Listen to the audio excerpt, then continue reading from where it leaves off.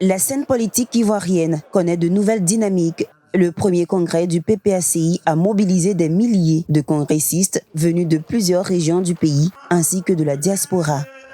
Objectif affiché, dresser le bilan de 4 années d'existence du parti et redéfinir les perspectives à venir. Nous avions besoin de faire le point et de répartir de nouveau. Donc c'était important que nous puissions nous réunir pour faire cela. Donc c'est une rencontre de remobilisation. Au cours de cette rencontre, plusieurs motions de soutien ont été adoptées. Parmi elles, une motion en faveur des prisonniers, une autre destinée aux producteurs de café cacao, mais également une motion de soutien à l'Alliance des États du Sahel, l'AES, une annonce largement applaudie par les militants présents.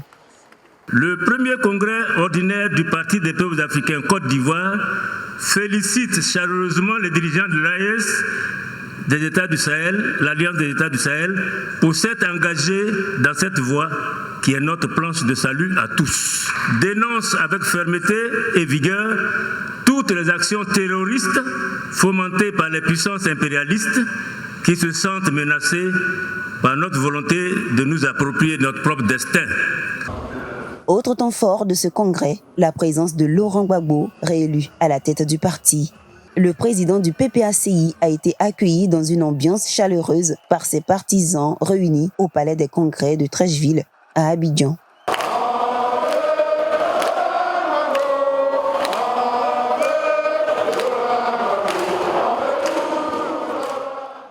La joie dans la mesure où le PPACI qui est né passe aujourd'hui à une phase du premier congrès. Et aujourd'hui, nous avons tout ce que vous savez et que vous voyez. Le président Laurent Gbagbo vient de partir.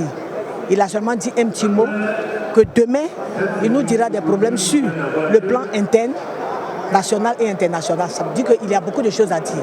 Donc je suis heureuse d'être vraiment à ce congrès. Parce que ce congrès nous définit aujourd'hui ce que nous allons être chacun dans le parti.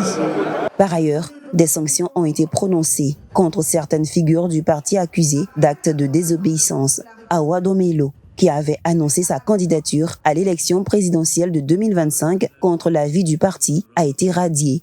De son côté, Stéphane Kipré a été suspendu pour une durée de 18 mois après sa participation aux élections législatives en indépendant.